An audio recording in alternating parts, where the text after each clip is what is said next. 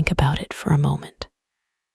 When we are little, we are like sponges, absorbing not just the words spoken to us, but the feelings in the air. We learn how to react to conflict, how to express our needs, and how to navigate the complex dance of human emotion long before we can even tie our shoes. It is in those formative years that our behavioral patterns take root.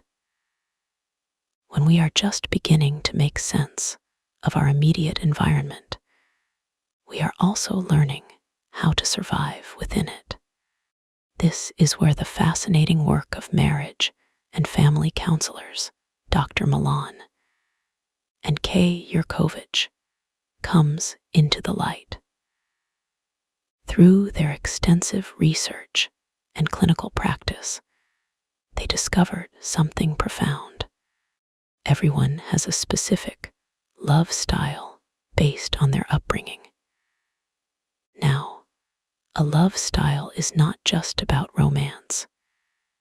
It is a collection of our tendencies, our inclinations, and the automatic responses we have when interacting with a romantic partner. It is the filter through which we see intimacy. By understanding how we love, and more importantly, why we love the way we do, we can begin to untangle the knots that affect our current relationships. It is about moving from a place of unconscious reaction to a place of conscious action. So, take a deep breath, open your mind, and let us explore Dr. Milan and K. Yurkovich's 5 love styles together. As we go through these, try to listen not with judgment, but with curiosity. See if you can find yourself, or perhaps your partner, in these descriptions. The first style we need to talk about is the pleaser. Imagine a child growing up in a home where a parent is overly protective, or perhaps on the other end of the spectrum, angry and critical. In this environment, the child quickly learns a very specific survival strategy. Be good. Be the best behavior possible. The pleaser child internalizes the idea that if they can just be perfect, if they can just avoid stepping out of line, they will not provoke a negative response. They become experts at walking on eggshells. Sadly, these children rarely receive comfort when they are distressed. Instead, they spend their limited emotional energy giving comfort to their reactive parent. They become the emotional caretakers of the house, trying to stabilize the adults around them. As a result, pleasers grow up being incredibly uncomfortable with conflict. To them, a disagreement is not just a difference of opinion. It feels like a threat to the relationship itself. They deal with disagreements by giving in, surrendering, or making up for the conflict as quickly as humanly possible. They have a terribly hard time saying the word no, because their primary goal is to minimize conflict. They may not always be truthful. They might tell small lies or omit the truth to avoid a difficult confrontation. As pleaser children grow into adults, they develop a radar system that is always scanning the room. They learn to read the moods of others instantly to ensure they can keep everyone happy. However, this comes at a steep cost. When pleasers feel stressed, or when they believe they are continuously letting someone down despite their best efforts, They can suffer a breakdown and simply flee from relationships. They spread themselves so thin, trying to be everything to everyone, that they lose themselves.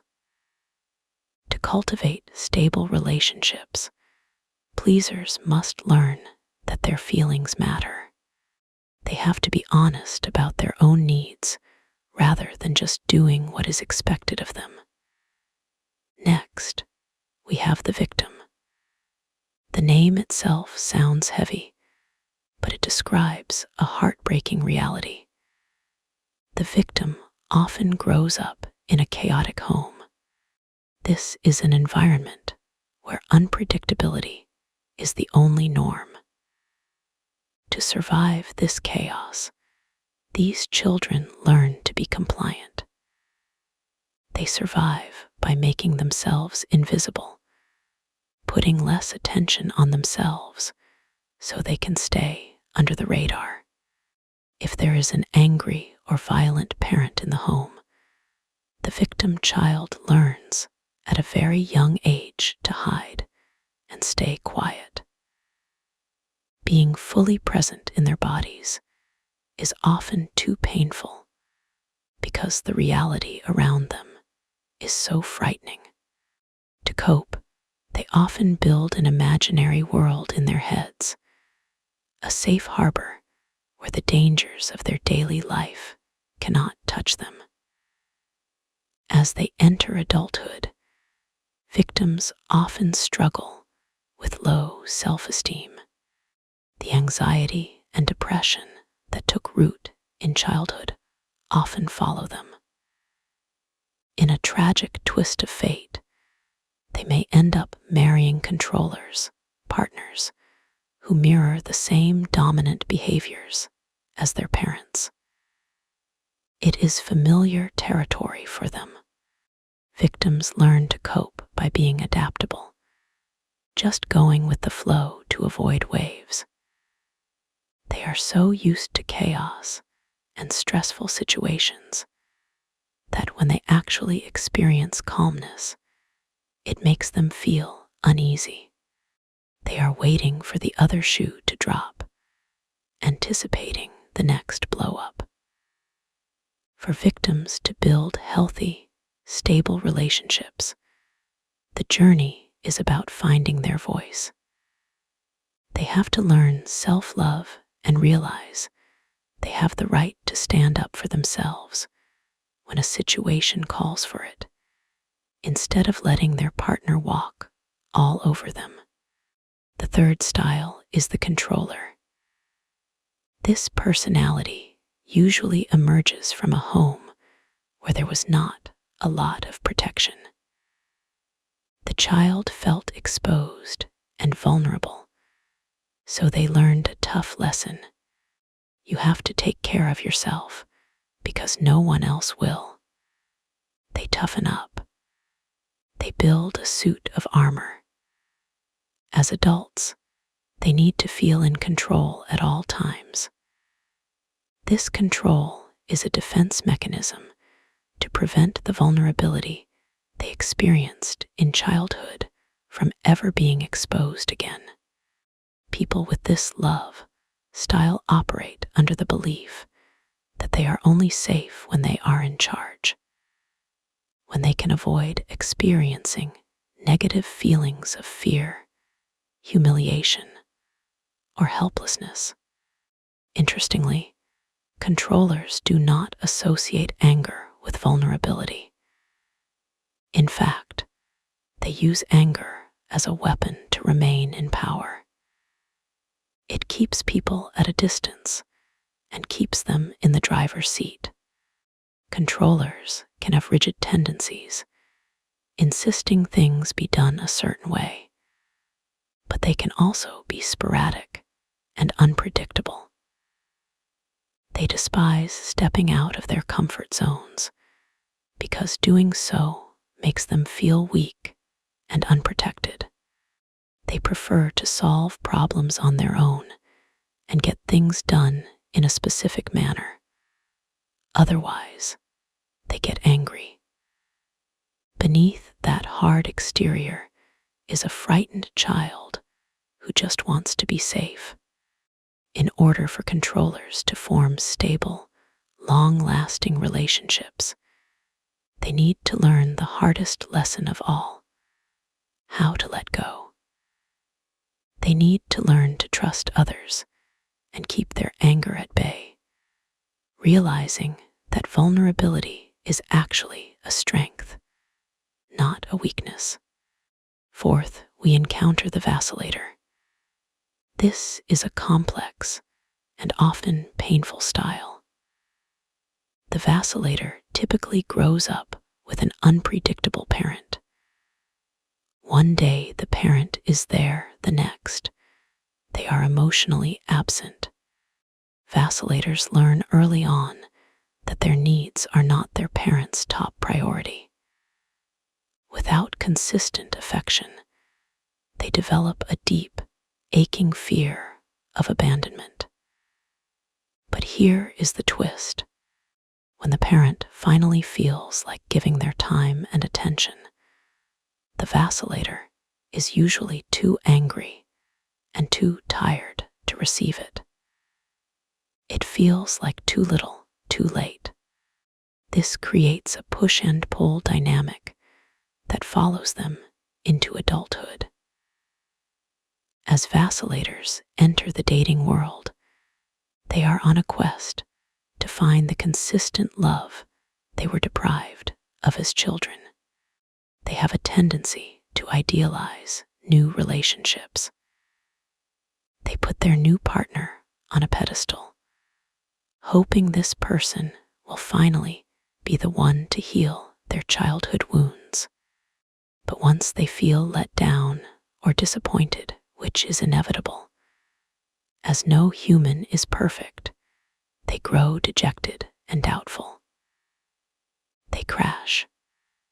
They often feel deeply misunderstood and experience a tremendous amount of internal conflict and emotional stress within their relationships.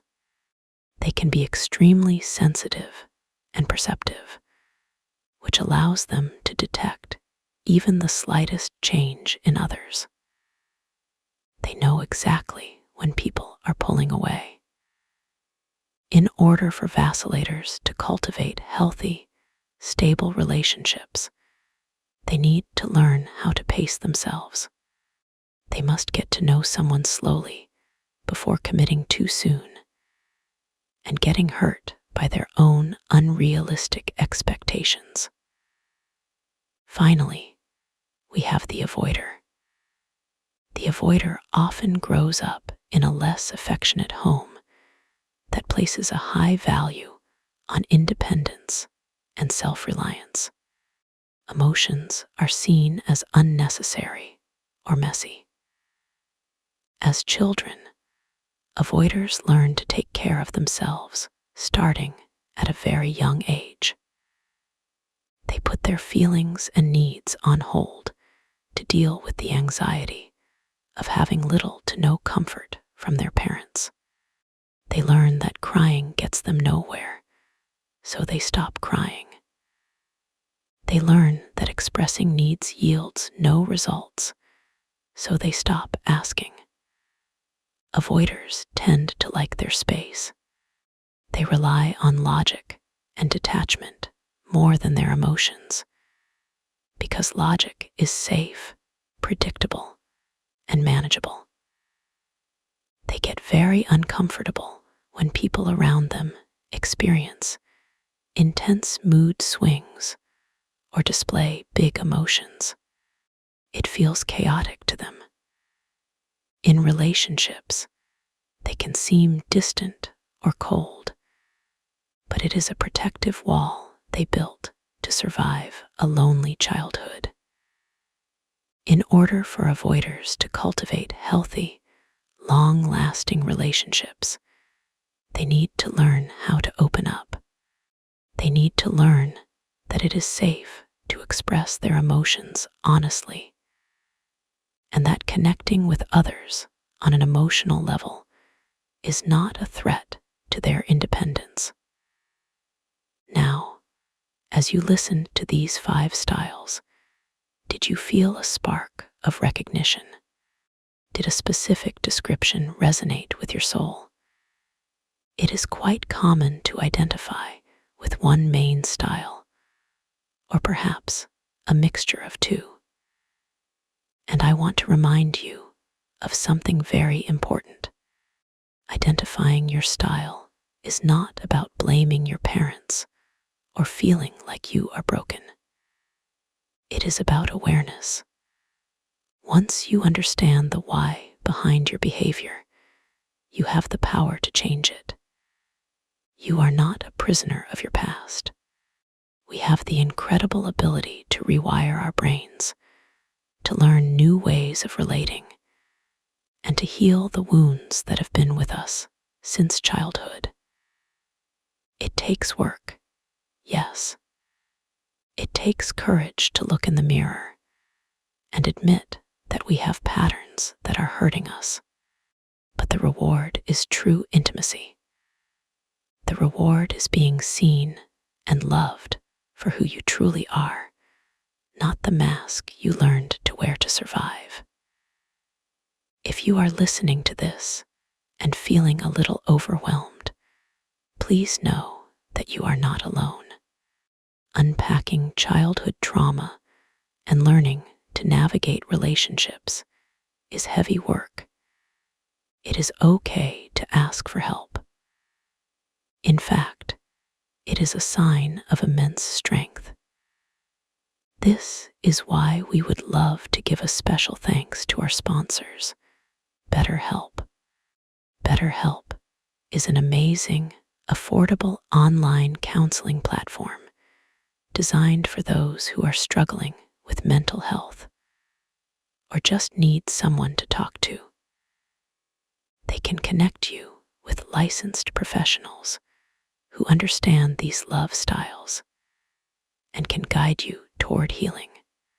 If you are interested in exploring that support, we have included a link in the description below for you. So, I invite you to reflect today. Which love style do you identify with? How has it shown up in your life? Please share your thoughts with us in the comments below. We are a community here, a family of people all trying to grow and become our best selves. Your story might just be the inspiration someone else needs to hear today. Be gentle with yourself as you process this. Healing is a journey, not a destination. Thank you so much for spending this time with me on the Happy Aura channel. Until next time, keep shining your light and remember that you are worthy of a love that is safe, consistent, and kind.